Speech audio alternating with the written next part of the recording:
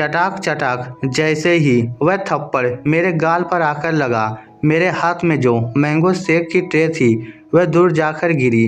Tray में रखे सभी गिलास के टुकड़े टुकड़े हो चुके थे। हर तरफ फर्श पर टूटे हुए गिलास के टुकड़े बिखरे हुए थे और मैं भी फर्श पर एक तरफ गिरी पड़ी थी। कुछ होश नहीं था। कुछ पल के लिए मेरा दिमाग सुन्न हो चुका था। शायद थप्पड़ बहुत ज़ोर से पड़ा था या फिर मैं उस थप्पड़ के लिए तैयार नहीं थी। उस थप्पड़ की गूंज से पूरे हाल में शांति हो गई। किसी के भी मुंह से एक लफ्ज़ ना फूटा।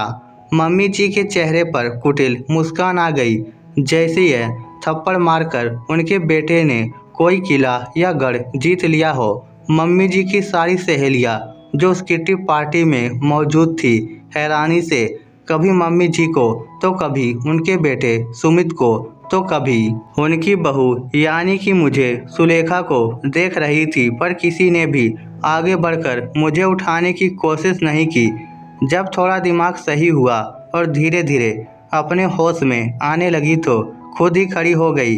देखा तो धीरे धीरे मम्मी जी की सहेलियाँ नाराज़ हो चुकी थी, क्योंकि कोई दूसरों के घर के पचड़े में टांग अड़ाए। यही सोचकर सब वहाँ से निकल गई।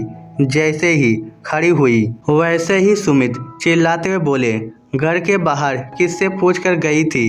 बहुत ज़्यादा मौज मस्ती करने का शौक चढ़ा है तुझे। इज्जत से रहना इस घर में, वरना शौक उतारने अच्छे से आते हैं मुझे। सच कहूँ तो सिर अभी भी घूम रहा था, इसलिए कुछ कह नहीं पाई। सुमित अपना गुस्सा दिखाकर घर के बाहर निकल गए और मम्मी जी, उन्हें तो शायद मुझसे कोई हमदर्दी थी ही नहीं। वही तो थी जिनके कलेजे को सबसे ज़्यादा ठंडक पहुंची थी, क्योंकि वही थी जिन्होंने सुमित को फ़ोन करके कहा कि मैं घर के बाहर गई हूँ। अचानक मम्मी जी मुझसे बोली, अब पति से बिना पूछे बाहर जाएगी तो बेचारा हाथ नहीं उठाएगा तो क्या करेगा? इतना तो पत्नी को भी सोचना चाहिए। अब खड़ी खड़ी देख क्या रही है? फटाफट ये बिखरे हुए टुकड़ों को उठा और अपना काम कर, बोलकर मम्मी जी भी अपने कमरे में चली गई।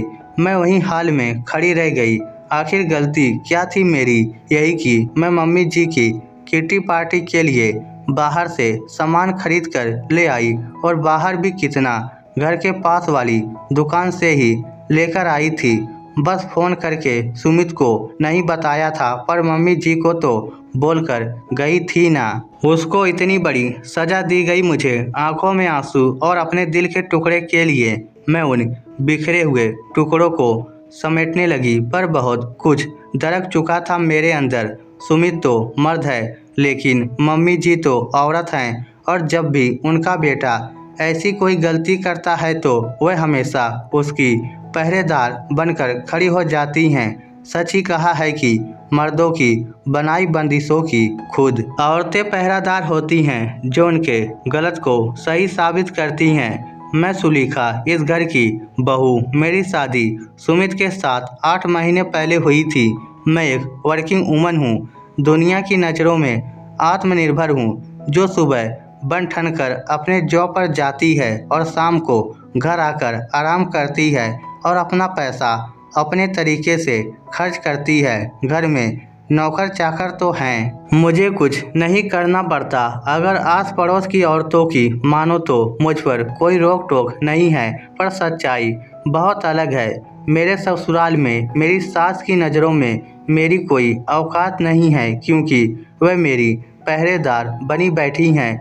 वह मेरे पल पल की पूरी रिपोर्ट मेरे पति को अपने तरीके से देती हैं, और उनका बेटा वह अपनी माँ की नज़रों से अपनी पत्नी को देखता है। इसलिए उसे मुझ पर हाथ उठाने में गुरेज भी नहीं है। मैं अकेली कहीं आ जा भी नहीं सकती।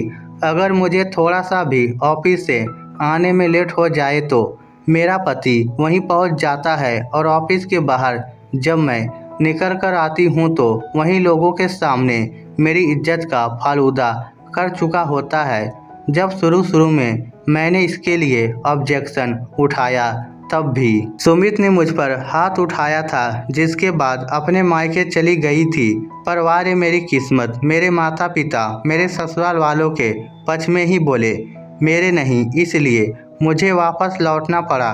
बस फिर क्या था, उसके बाद तो इन लोगों की हिम्मत ही बढ़ गई। मेरी सारी सैलरी का हिसाब किताब इनके पास होता है। अगर अपनी मर्जी से मैं कुछ खर्च कर दूं तो उसी दिन मेरा खाना दुश्वार हो जाता है। अभी तक सुमित मुझ पर कई बार हाथ उठा चुका है, पर हर बार घर में या तो कमरे में या मम्मी जी के सामने, पर आज इतनी औरतों के सामने मुझ पर हाथ उठाया गया। मुझे सचमुच कुछ समझ नहीं आ रहा था कि क्या करूं। आज का दिन ऐसे ही निकल गया। दूसरे दिन उठकर मैं तैयार होकर अपने ऑफिस के लिए निकल रही थी कि पड़ोस में 2-3 आंटियां खड़ी होकर मेरी तरफ देख रही थी। एक ने तो टोक दिया, बेटा इतनी पढ़ी लिखी हो, क्यों अपने पति को परेशान करती हो कि उसे तुम पर हाथ उठाना पड़े। सुनकर बड़ा अजीब लगा, पर क्या कह सकते हैं। मेरा पति मुझ पर हाथ उठाकर भी बेचारा बन चुका था। सच है, कमी औरतों की ही निकाली जाती है, और वह कमी निकालने वाली भी औरत ही होती है। हम आज के सो कॉल्ड मॉडर्न लोग बेवजह फेमिनिज्म का रोना रोते हैं। असल लड़ाई मर्दों से नहीं बल्कि औरतों से ही तो है। मन में ख्याल आ रहे थे कि काश भगवान अगले जन्म में औरत ना बनाए, पर यह तो हार मानने जैसा था। जब इस जन्म को जीना है तो मुझे निर्णय तो लेना ही था। यूँ अपनी पूरी जिंदगी मार खा खा कर तो नहीं रह सकती, और माँ बाप उनके पास तो जाना ही बेकार था, क्योंकि उन्हें साथ देना होता तो पहली बार ही दे चुके होते। सबसे पहले अपने ऑफिस पहुंची, छुट्टी के लिए अप्लाई कर बैंक गई, जहां पर मैंने अपने सारे अकाउंट के पासवर्ड डिलीट सब बदले और अपने अकाउंट को अपने अंडर में लिया। इसके बाद निकलकर सीधे महिला पुलिस थाने पहुंची और अपने पति और सास के खिलाफ कंप्लेन की। मेरी कंप्लेन पर तत्काल ही सुनवाई हुई और 3 महिला कांस्टेबल के साथ मुझे मेरे ससुराल भेजा गया, जहां उन्हें देखकर दोनों के हाथ पैर फूल गए और उन दोनों ने हाथ जोड़कर मुझसे माफ़ी मांगी। हालांकि जिस तरीके से वह लोग मुझे देख रहे थे, मुझे पता था कि वह दोनों मुझ पर बाद में हाथ उठाएंगे। फिर भी मैंने उन्हें माफ़ किया, लेकिन साथ ही साथ मेरी जान को जोखिम है ये थाने में ज़रूर लिखवा दिया, जिसके बाद दोनों को वार्निंग देकर छोड़ दिया गया। कांस्टेबल के जाने के बाद मेरे पति ने मुझ पर हाथ उठाने की कोशिश की, पर इस बार मैंने भी पलटकर 2-3 चाटे उन्हें रसीद कर दिए। देखकर मम्मी जी चिल्लाई, अरे पति पर हाथ उठाती है, शर्म नहीं आती तुझे?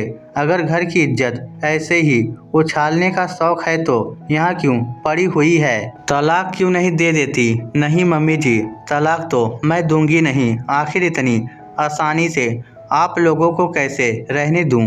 तलाक के बाद आपका बेटा दूसरी शादी कर लेगा और किसी और लड़की की जिंदगी बर्बाद करेगा, वह मैं होने नहीं दूंगी। आपने जो मेरी जिंदगी बर्बाद की है उसका खामियाजा तो आपको भी भुगतना ही पड़ेगा। मैं अकेले क्यों भुगतूं? चाहती तो जेल भेज सकती थी, पर फिर भी नहीं भेजा, क्योंकि शायद उससे मुझे सुकून नहीं मिलता।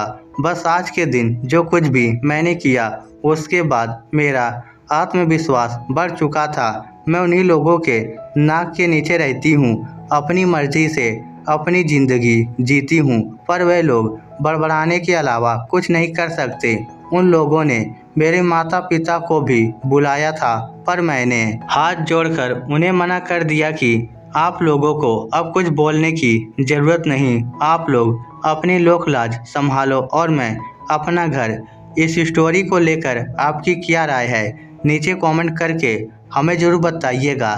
धन्यवाद।